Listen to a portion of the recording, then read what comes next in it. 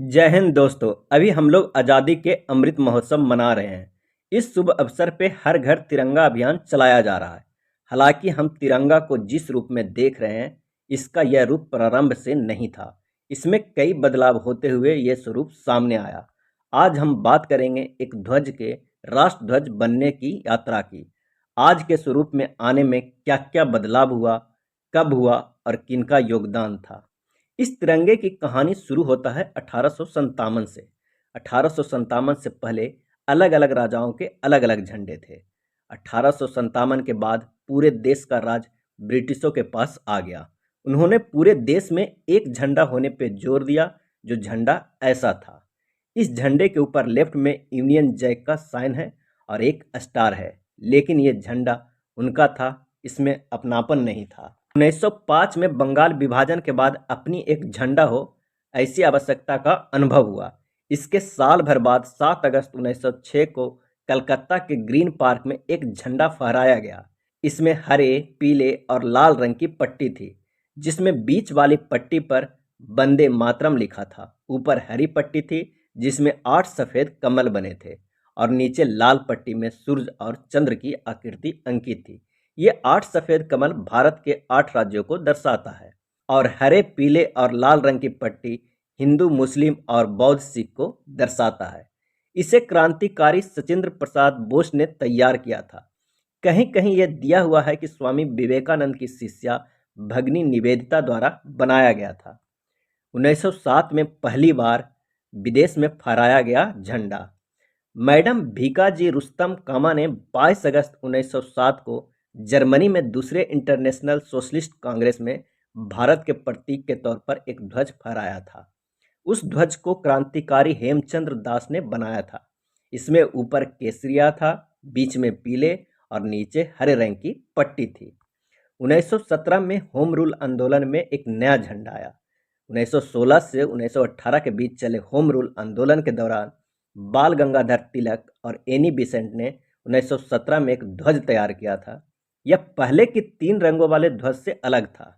इसमें लाल और हरे रंग की पट्टियां थी, साथ में एक कोने में ब्रिटिश ध्वज की प्रतिकृति भी बनी थी।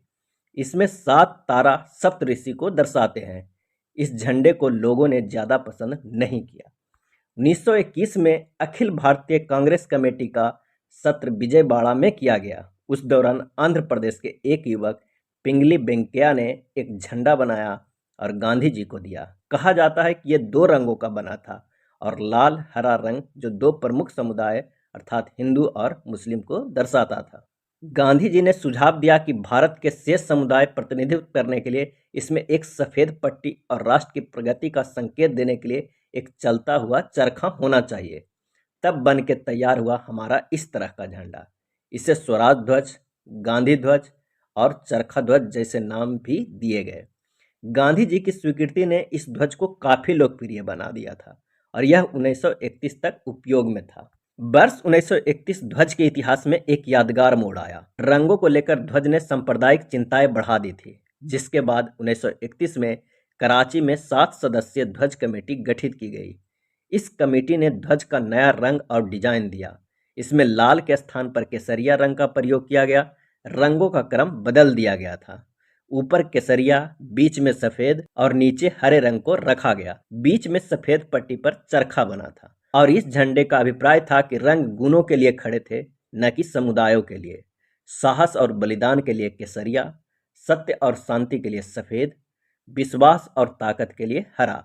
गांधी जी का चरखा जनता के कल्याण का प्रतीक माना गया।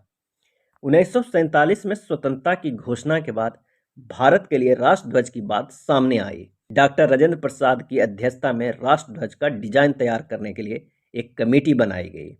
व्यापक विमर्श के बाद ध्वज का वर्तमान स्वरूप सामने आया, जिसमें चरखे के स्थान पर अशोक चक्र को रखा गया।